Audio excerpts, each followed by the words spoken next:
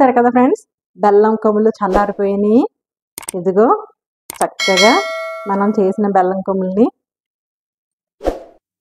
చూపిస్తాను మీకు. చూసారా చక్కగా ఎంత బాగా వచ్చినాయో. బెల్లం కొమ్ములు చాలా ఈజీగా తయారు చేసుకోవచ్చు కదండి. హాయ్, హలో, నమస్తే. ఎలాగున్నారు ఫ్రెండ్స్? అందరూ బాగున్నారా? నేను కూడా చాలా బాగున్నాను. మీ అందరూ బాగోవాలని మనస్ఫూర్తి కోరుకుంటున్నాను. ఈ రోజైతే నేను బెల్లం కొమ్ములండి గోధుమ పిండితో తయారు చేసుకుందాము. చాలా బాగుంటాయండి. స్వీట్ షాప్లో ఏ విధంగా టేస్టీగా మరి గుల్లగా ఎలా వస్తాయి, మనం కూడా అలాగే తయారు చేసుకుందాం.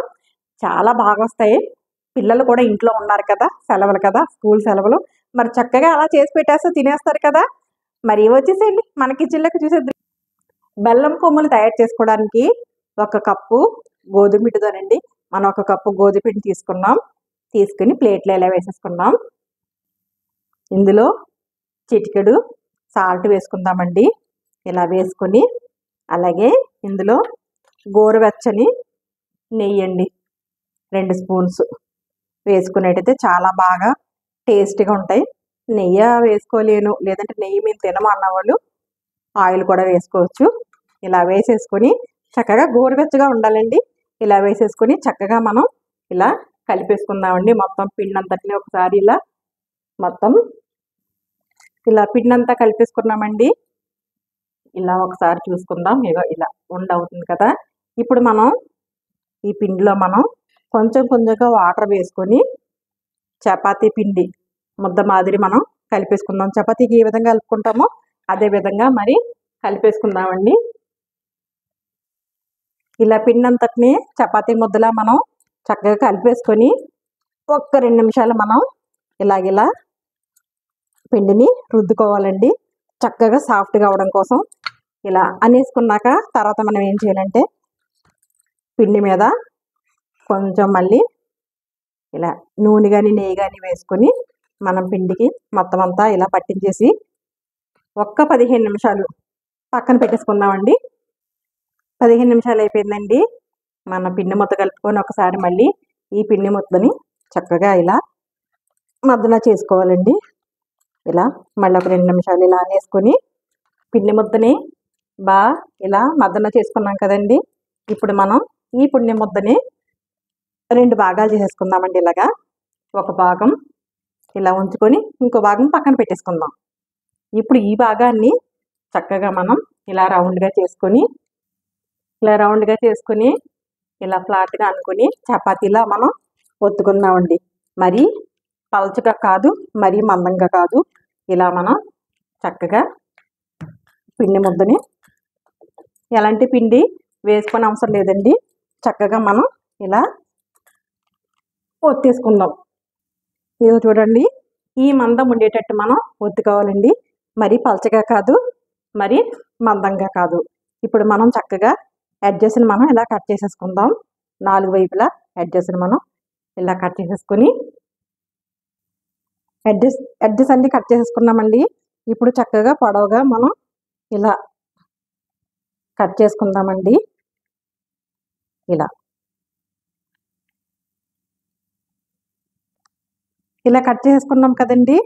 మనం ఇప్పుడు కొమ్ములు అన్నాం కదా, ఇలా సకానికి మళ్ళీ ఇక్కడ ఇలా సకానికి ఇలా కట్ చేసేసుకొని మనం ఇలా ఒక్కొక్కటిగా ఇలా వచ్చేస్తాయండి. ఒక్కొక్కటిగా తీసేసుకొని మనం ప్లేట్లో వేసేసుకుందాం.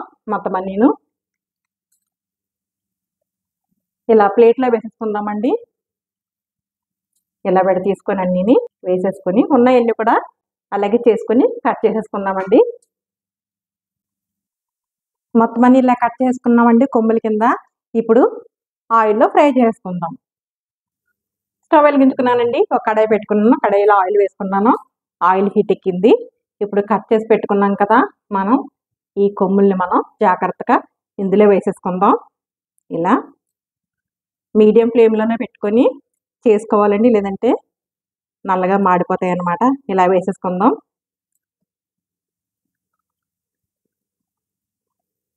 వేసుకున్న వెంటనే తిప్పుకోకూడదండి. ఇదిగో కొంచెం 2-3 సెకండ్స్ ఆగాక మనం ఇలా తిప్పుకుందాం మొత్తం అన్నీను. ఒక్కోటోటుగా ఇలా మొత్తం అన్ని ఇలా తిప్పేసుకుందాం. ఇదిగోనండి, రెండు వైపులా బాగా వేగింది. కొమ్ములు చక్కగా వేగిపోయినాయి. ఇలా ఈ కలర్ రాగానే మనం కొమ్ముల్ని మనం తీసేసుకొని వేరే ప్లేట్లో వేసేసుకుందాం. ఇలా ఇంకా ఎక్కువగా ఉంటే కలర్ బాగా వచ్చేస్తాయి కాబట్టి మనం బయటికి తీసాక కూడా మళ్ళీ కలర్ చేంజ్ అవుతుందండి. ఈ కలర్లో ఉంటుండగా మనం మొత్తం అన్ని ఇలా తీసేసుకుందాం. ఉన్నాయన్నీ కూడా అలాగే వేసేసుకుందామండి. అన్నీ అలాగే వేయించేసుకుందామండి. మళ్ళీ అవన్నీ తీసేసుకున్నాం కదా, ఇవి కూడా అలాగే వేసేసుకుందాం. ఇలా కొమ్ములన్నీ వేయించేసుకున్నామండి. మొత్తం అన్నీ ఇలా తీసేసుకుంటున్నాం ఆయిల్లోంచి. ఇదిగో చక్కగా ఈ కలర్ వచ్చే వరకు మనం వేయించుకోవాలి. మొత్తం అన్నీ ఇలా తీసేసుకుందాం. ఇలా నూనెలో అన్నీ వేయించేసుకున్నామండి. మన కొమ్ముల్ని ఇగో విరిచి చూపిస్తాను. చక్కగా చూసారా ఎంత గుల్లగా చక్కగా లేయర్స్ కింద ఎలా ఫామ్ అయినాయో కొమ్ములు. ఇప్పుడు మనం బెల్లం పాకం పట్టేసుకుందామండి. 1 కప్పు గోధుమ పిండికి 1 కప్పు బెల్లం తురుమండి. తురిమేసుకుని ఇలాగా ఇందులో వేసేసుకుందాం. ఓ బౌల్ పెట్టుకున్నాను స్టవ్ మీద. ఇప్పుడు ఇందులోనూ 1/2 కప్పు, ఇదే కప్పు మెజర్మెంట్స్ అండి, దీంతోనే కదా మనం పిండి తీసుకున్నాం. 1/2 కప్పు వాటర్ వేసేసుకుందామండి. ఇలా వేసేసుకొని వాటర్ ఇప్పుడు బెల్లం పాకం ముదర తీగ పాకం రావాలండి.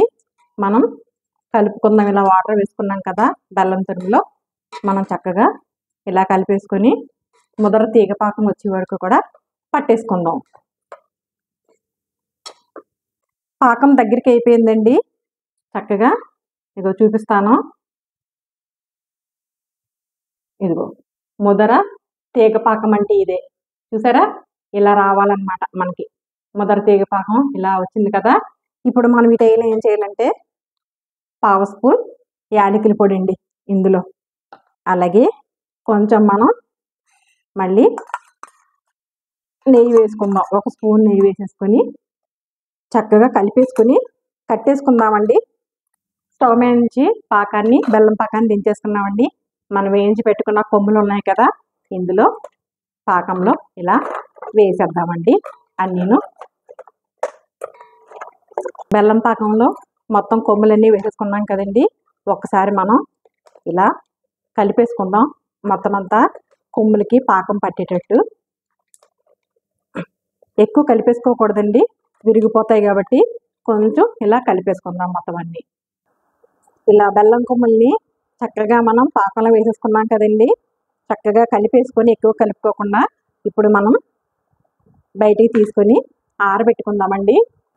ఒక ప్లేట్లో వేసుకొని ఆరబెట్టేసుకుందాం మొత్తం అన్నీను. ఇలా చూసారు కదా ఫ్రెండ్స్, బెల్లం కొమ్ములు చల్లారిపోయినాయి. ఇదిగో చక్కగా మనం చేసిన బెల్లం కొమ్ముల్ని చూపిస్తాను మీకు. చూసారా చక్కగా ఎంత బాగా వచ్చినాయో బెల్లం కొమ్ములు. చాలా ఈజీగా తయారు చేసుకోవచ్చు కదండి. చూసారు కదా ఫ్రెండ్స్, బెల్లం కొమ్ములు, గోధుమ పిండితో చేసిన బెల్లం కొమ్ములు చక్కగా 1 నెల పాటు స్టోర్ చేసుకోవచ్చండి. అస్సలు పాడవు. చాలా ఫ్రెష్గా ఇప్పుడే కదా తయారు చేసుకున్నాము.